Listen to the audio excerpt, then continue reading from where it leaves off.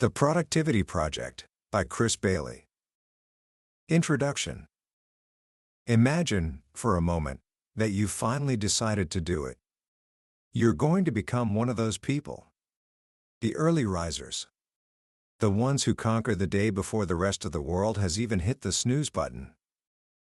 This was the dream for a young man named Chris Bailey. He wasn't just interested in waking up early, he was obsessed with it. He fantasized about a perfect morning routine. The alarm sounds at 5:30 a.m., he propels himself out of bed, prepares a ritualistic coffee, catches up on the news, meditates, and goes for a run, all while the world is still cloaked in silence and darkness. For 6 long months, he dedicated himself to this dream. It was a battle. He was a natural night owl, so he had to completely re-engineer his life. He forced himself to go to bed when his mind was buzzing with energy and creativity. He said no to late nights with friends. He developed an elaborate system of rewards and rituals just to make this one habit stick. And eventually, he did it. He had achieved the productivity dream. His mornings were a perfectly orchestrated symphony of efficiency.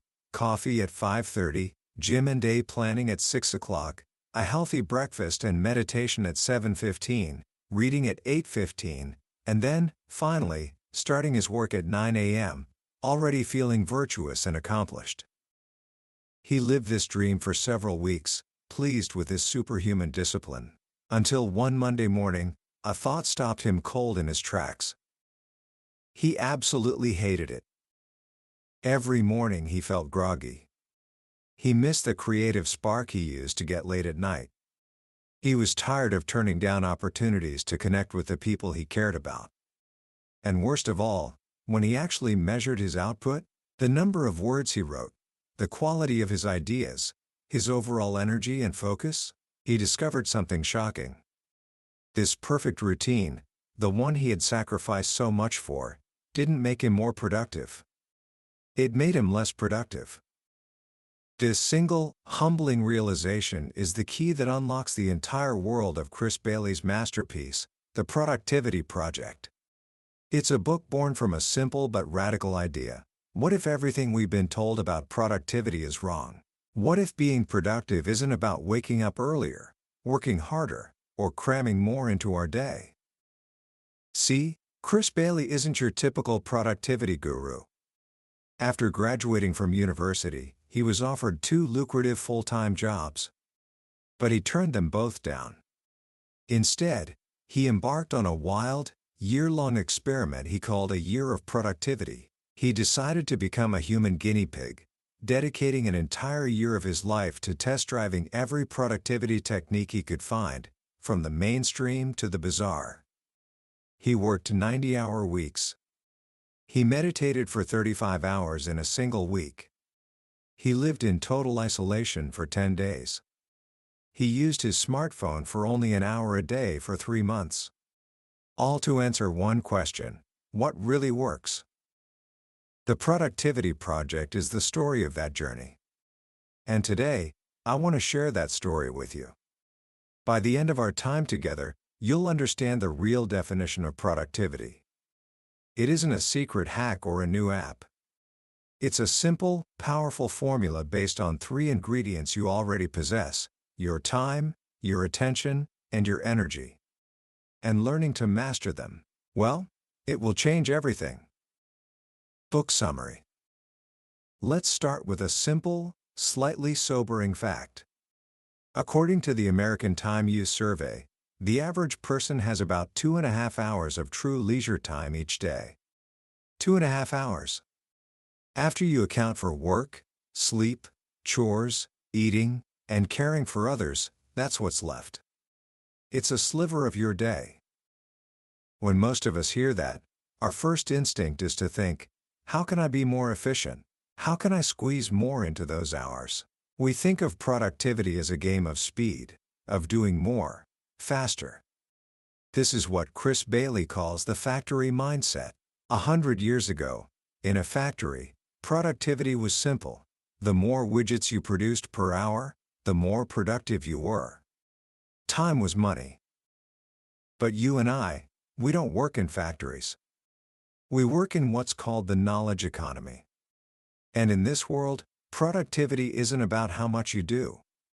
It's about how much you accomplish. The entire Gettysburg Address was only 272 words long. Was Lincoln unproductive because he didn't write 2,000? Of course not. This is the fundamental shift we have to make. Productivity is no longer about managing your time. It's about managing three things: your time, your attention, and your energy. Think of it like three intersecting circles. True, lasting productivity sits right in the middle, where all three overlap. If you manage your time perfectly but have no energy, you'll just stare at a blank screen. If you have all the energy in the world but your attention is scattered, you'll be busy all day but accomplish nothing of value. And if you have energy and attention but waste your time on the wrong things, you'll feel frustrated and unfulfilled. Every lesson Chris Bailey learned during his year of intense experimentation fell into one of these three categories. So let's explore them, one by one, and build a new foundation for the way you work and live. Our journey begins not with a technique or a hack, but with a question. The most important question of all: why? Remember that story about waking up at 5:30 in the morning? The reason it failed wasn't because waking up early is inherently bad. For some people, it's wonderful. It failed because Chris Bailey didn't have a deep, meaningful reason for doing it. He was in love with the idea of being the kind of person who wakes up at 5:30. It was a sepia-toned fantasy. But it wasn't connected to his actual values. This is the first, and perhaps most important, lesson of the book. Before you try to become more productive, you have to know why you want to become more productive. The intention behind your actions is like the shaft behind an arrowhead. Without it, your efforts will have no direction and no impact. So, how do we find that direction? Bailey introduces two incredibly powerful ideas to serve as our compass. The first is identifying your highest impact tasks. This comes from the Pareto principle, or the 80-20 rule, which suggests that in most areas of life, 80% of the results come from just 20% of the effort. Productivity is no different. A very small number of your tasks are responsible for the vast majority of the value you create. Think about your life right now, whether it's school, a part-time job, or a personal project. What are the 1, 2, or 3 things that, if you did them consistently and with focus, would produce the biggest results? Maybe it's studying for that one difficult class, practicing a specific skill, or making sales calls. The rest, the busy work, the endless emails, the pointless meetings, is just noise. Productivity isn't about doing more things, it's about doing more of the right things. The first step is to take a moment, step back from the frantic pace of your day, and identify that critical 20%. But knowing your most important tasks is only half the battle. When you open your laptop tomorrow morning, your inbox will be screaming for attention, and it's far too easy to get pulled back into the world of the urgent but unimportant. This is where the second idea comes in, and it might just be the most practical and powerful technique in the entire book. It's called the Rule of 3. The rule is beautifully simple. At the beginning of each day, before you start working, mentally fast forward to the end of the day. Ask yourself, when this day is over, what 3 things will I want to have accomplished? That's it. Write those 3 things down.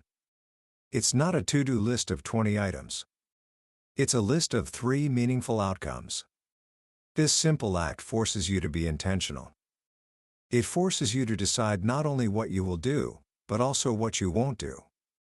Those 3 things become your focus, your guiding light for the day. You do the same thing at the start of every week for your weekly goals. This isn't just about work. You can set 3 personal goals too. Maybe it's read 25 pages for fun, have a real conversation with my family at dinner, and go for a walk without my phone. The rule of three is the bridge between your high-level values and your daily actions. It's how you ensure that you are working on your highest impact tasks, day in and day out. It's the practical application of living with intention. So, you now have your why, your values. You have your what, your highest impact tasks, and your rule of three. Now we need to tackle the biggest obstacle of all. The reason why, even with the best intentions, we so often fail to act. This brings us to the second pillar of productivity: attention. Let's be honest. You know you should be studying for that exam, but you find yourself scrolling through social media instead. You know you need to start that difficult project, but you decide to clean out your inbox first. We call this procrastination. And if you do it, congratulations. You're human. During one of his first experiments where he meticulously tracked his time, Chris Bailey, the man a TED blog would later call the most productive man you'd ever hope to meet, discovered that he procrastinated for 6 hours in a single week. 6 hours. He was so humbled, so ashamed of this, that he didn't even publish the results on his blog. But here's what he learned from the world's leading procrastination researchers: everyone procrastinates. The key is to understand why. The science is actually quite simple. We are more likely to put off tasks that have one or more of 6 specific triggers. A task is more likely to be procrastinated on if it is boring, frustrating, difficult, unstructured or ambiguous, lacking in personal meaning, or lacking in intrinsic rewards, meaning it's just not fun. Think about doing your taxes. It hits all 6 triggers. Now think about watching Netflix. It hits none of them. Which one are you more likely to put off? This is where a fascinating war inside your brain takes place. It's a battle between 2 key parts: your limbic system and your prefrontal cortex. Your limbic system is the ancient, emotional, instinctual part of your brain. It's like a pleasure-seeking animal. It operates on one simple principle: does this feel good right now? It wants immediate rewards. It's the part of your brain that tells you to watch one more episode, check your phone one more time, and put off that difficult task until tomorrow. Your prefrontal cortex, on the other hand, is the logical, rational, planning part of your brain. It's the CEO. It's responsible for your long-term goals. It's the part of your brain that knows you should do your taxes, go to the gym, and save for the future. Procrastination is simply what happens when the limbic system wins the battle. A researcher Bailey interviewed described it perfectly. Procrastination is giving in to feel good. For a brief moment, you get relief from that aversive task. But your logical brain knows the task is still there, waiting for you, which is why procrastination feels so terrible in the long run. So how do we give our prefrontal cortex a fighting chance? We can't eliminate the triggers, especially since our most important tasks are often difficult and unstructured. The solution is to flip the triggers. Make the task more attractive. Let's take that dreaded task of doing your taxes. Is it boring? Plan to do it at your favorite cafe with a fancy drink. Is it frustrating? Set a timer and work on it for just 30 minutes. If you feel like continuing, great. If not, you can stop. Is it unstructured? Break it down into the very next physical action you need to take. Don't put due taxes on your list. Put find last year's tax return. Is it lacking rewards? Create your own. For every 15 minutes you work on it, put $2.50 aside to treat yourself. By consciously redesigning the task, you're not just trying to use willpower. You're changing the game so your brain no longer sees the task as a threat. There's another, more subtle reason we procrastinate. We have a strange relationship with our future selves. Neuroscientists have done studies where they put people in an fMRI machine, which measures brain activity.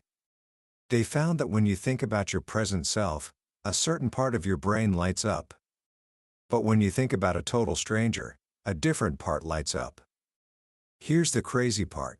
When you think about your future self, the part of your brain that lights up is the same one that lights up when you think about a stranger. In other words, on a neurological level, you treat your future self like someone you don't know very well. This has a huge impact on productivity. You're more likely to overload your future self with work because you don't feel their pain. You agree to meetings weeks from now that your present self would never agree to. You say, "I'll do it tomorrow," because tomorrow feels like someone else's problem. The solution is to get in touch with your future self. Make them real. Bailey suggests a few brilliant techniques. You can use an app like Aging Booth to see what you'll look like in a few decades. You can write a letter to your future self and have it emailed to you a year from now. Or you can simply use the rule of 3.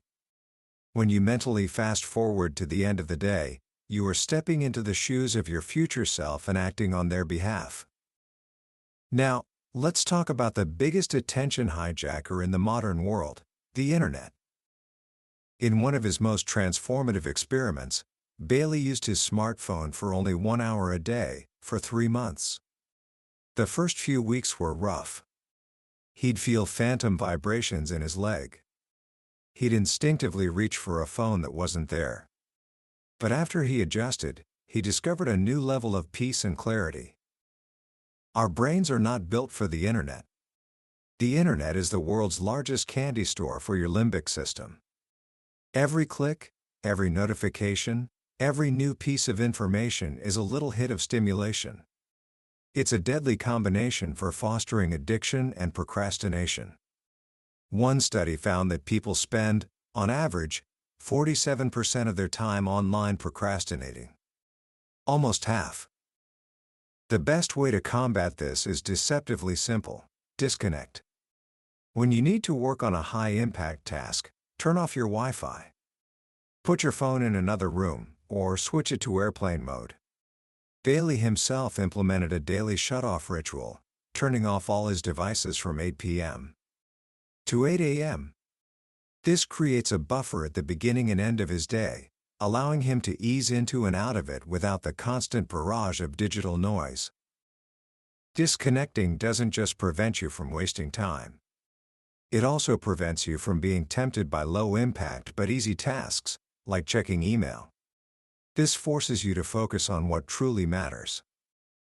This brings us to the myth of multitasking. Multitasking feels amazing. It makes you feel busy, engaged, and important. Your brain gets a rush of dopamine, the feel-good chemical, every time you switch to something new.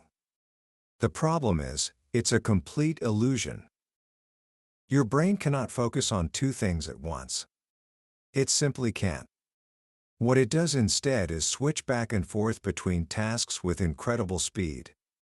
Every time you switch, there's a cognitive cost. It takes time and mental energy to re-engage with the original task. One study found that after being interrupted, it can take an employee up to 25 minutes to get back to their original task. The solution is to practice single tasking. The art of doing one thing at a time. This is where the idea of an attention muscle comes in. Your ability to focus is like a muscle. The more you use it, the stronger it gets. Every time your mind wanders and you gently bring it back to the task at hand, you're doing 1 repetition. How do you practice this? You can start small. When you're having a conversation with someone, put your phone away and just listen. When you're reading a book, try to read for 15 minutes without any other distractions. When you're eating a meal, just eat. Don't watch TV or scroll through your phone. And the ultimate workout for your attention muscle? Meditation. Meditation has a huge PR problem. People think of yogis and monasteries. But Bailey strips it down to its essence. Meditation is simply the art of paying attention to your breath, and when your mind wanders, gently bringing it back. That's it. It's the purest form of single tasking. You sit quietly, you focus on the sensation of your breath, and you watch your mind. It will wander. It will think about your to-do list, that awkward thing you said yesterday, what you're having for dinner. Your job is not to stop the thoughts, but to simply notice that your mind has wandered, and without judgment, guide it back to your breath. Over and over again. Practicing this for just 5 minutes a day trains your prefrontal cortex to become the master of your limbic system. It gives you the ability to choose where you place your attention, which is perhaps the most valuable skill in the 21st century. So we've covered intention and attention. But even with perfect intention and laser focus, you'll get nowhere on an empty tank. This brings us to the third, and most overlooked, pillar of productivity: energy. Energy is the fuel you burn throughout the day. Without it, your ability to manage your time and attention collapses. Bailey explored this through several fascinating experiments. First, he discovered the concept of your biological prime time, or BPT. This is the period of the day when you naturally have the most energy. For most people, it's not a constant flow. It comes in peaks and troughs. For Bailey, he discovered his peaks were from 10 a.m. to noon, and again from 5 p.m. to 8 p.m. The key is to identify your own BPT. You can do this by keeping a simple log for a week or two, rating your energy on a scale of 1 to 10 every hour. Once you know your prime time, you guard it. You defend it. You schedule your most important, highest impact tasks for your BPT. And you schedule your low impact tasks, like answering emails or running errands, for your energy troughs. This is one of the simplest ways to work smarter, not harder. Next, Bailey conducted one of his most revealing experiments. For 4 weeks, he alternated between working 90-hour weeks and 20-hour weeks. The result was stunning. He accomplished only slightly more during his 90-hour weeks than he did in his 20-hour weeks. How is this possible? Because when you have a huge amount of time, you spread your energy and attention thinly across it. Your work becomes less urgent. You procrastinate more. But when you have a limited amount of time, you are forced to be focused and efficient. You bring an intensity to your work that is impossible to maintain over a 90-hour week. The lesson is profound. For your most important tasks, try spending less time on them. Set an artificial deadline. If you think a presentation will take you 4 hours, give yourself only 2. This constraint will force you to bring more energy and focus to the task. Of course, to have energy in the first place, you have to cultivate it. This is where diet, exercise, and sleep come in. Bailey's experiment with diet was a hilarious failure. He tried to live for a week on a powdered food substitute called Soylent. He lasted less than 2 days. He missed the texture, the taste, the social ritual of food too much. But it taught him a valuable lesson: radical changes don't stick. The key to eating for energy is to make small, incremental improvements. He boils it down to 2 simple rules. 1. Eat more unprocessed foods that take longer to digest, giving you a slow, steady release of energy. 2. Notice when you're full, and then stop eating. He applied the same principle to what he drank. He found that alcohol is essentially borrowing energy from tomorrow. It may feel good in the moment, but it always results in a net loss of energy and productivity. Caffeine, on the other hand, is borrowing energy from later in the day. The key is to use it strategically, not habitually. Don't drink it every morning out of habit. Save it for when you truly need a boost for a high-impact task. And, of course, drink more water. It's the purest fuel for your brain. Then there's exercise. Bailey calls it the exercise pill. If exercise came in a pill, it would be hailed as a blockbuster drug. It is the single most powerful tool for optimizing your brain function. When you exercise, your brain thinks it's in a fight or flight situation. It releases a cocktail of chemicals that reduces stress, increases blood flow to the brain, combats fatigue, and literally bulks up your brain by releasing a factor that acts like fertilizer for your brain cells. And finally, the non-negotiable foundation of energy: sleep. We live in a culture that treats sleep deprivation as a badge of honor. But the science is clear. For every hour of sleep you lose below what your body needs, you lose at least 2 hours of productivity the next day. The costs are that great. Sleep is not a luxury. It is a biological necessity. It's the process by which your brain recharges, consolidates memories, and cleans out metabolic waste. Exchanging sleep for more work time is the worst trade you can possibly make. As we bring all these ideas together, a new picture of productivity emerges. It's not about complex systems or color-coded planners. It's a holistic approach to managing your inner world. It starts with intention, knowing your values, identifying your most important tasks, and setting 3 clear goals every day. It's powered by attention, training your mind to focus on one thing at a time, overcoming the urge to procrastinate, and disconnecting from the endless noise of the digital world. And it's fueled by energy, aligning your work with your natural rhythms, eating and drinking deliberately, exercising your body to sharpen your mind, and protecting your sleep at all costs. But there's one final lesson, perhaps the one that ties it all together. During his experiment of living in total isolation for 10 days, Chris Bailey had an epiphany. Without people, his motivation plummeted. He realized that the people around him, his friends, his family, his girlfriend, the readers of his blog, were not just a part of his life, they were the reason for it. They were what gave his work meaning. And that's the ultimate point. The purpose of productivity is not just to get more done. It's to carve out more time and space for what, and who, is truly important in your life. Commentary.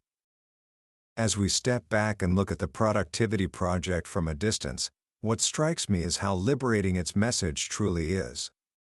In a world that is constantly screaming at us to do more, be more, and hustle harder, Chris Bailey's work is a quiet, powerful voice of reason. It tells us that productivity isn't about becoming a machine. It's about becoming more deeply human. It's about working with our biology, not against it. The book dismantles the myth that busyness equals importance. We've all been there, running around all day, checking things off a list, feeling exhausted by the evening, only to look back and wonder what we actually accomplished. Bailey gives us the tools to break that cycle. He teaches us that the most productive people often look less busy, because they are working with a quiet intensity on the few things that truly matter. They have created space in their lives, space for focus, space for rest, and space for deep thought. If there are 3 ideas I hope you take away from our time together today, it's these. First, embrace the rule of 3. Try it tomorrow morning. Before you check your phone or open your laptop, take just 2 minutes to decide on the 3 most important things you want to accomplish. This simple act of intention can radically change the trajectory of your day, pulling you out of a reactive mode and into a proactive one. Second, get to know your biological prime time. For the next week, just pay a little more attention to your energy levels throughout the day. When do you feel most alert and engaged? When do you feel that afternoon slump? Once you have a rough idea, try scheduling just one of your most important tasks during that peak time. You will be astonished at how much more you can get done, and with how much less effort. And third, practice the art of disconnecting. This might be the hardest, but it is also the most rewarding. Choose a block of time tomorrow. It could be just 30 minutes, where you're going to work on something important. And during that time, put your phone in another room. Close all the tabs on your computer that aren't related to the task at hand. Give yourself the gift of uninterrupted focus. the calm and clarity you experience might just change your relationship with technology forever. Ultimately, the Productivity Project is more than a collection of tips and tricks. It's a guide to a more intentional and fulfilling way of life. It reminds us that productivity, when done right, isn't about sacrificing our well-being for the sake of accomplishment. It's about understanding that our well-being is the foundation of our accomplishment. It's a journey of self-awareness, of learning to manage our most precious resources, our time, our attention, and our energy, so that we can show up in the world, and for the people we care about, as the best version of ourselves.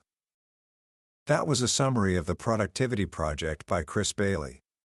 We've touched on the big ideas today, but a summary is like looking at a map of a beautiful city. It can show you the layout and the main attractions, but it can never replace the feeling of actually walking the streets yourself. The real magic of this book is in the stories, the details of the experiments, and the way Bailey's genuine curiosity and humility shine through on every page. This summary is meant to help you decide if this journey is one you want to take. If anything we've talked about today has sparked a light in you, I encourage you to grab a copy. Reading it isn't just an act of learning, it's an experience that can genuinely change the way you approach your daily life. Also, if you found this summary valuable, please take a moment to hit that like button and subscribe to the channel. It lets me know that these journeys are meaningful to you, and ensures you won't miss our next exploration into another life-changing book from the billionaire's bookshelf. Let's keep growing and learning together.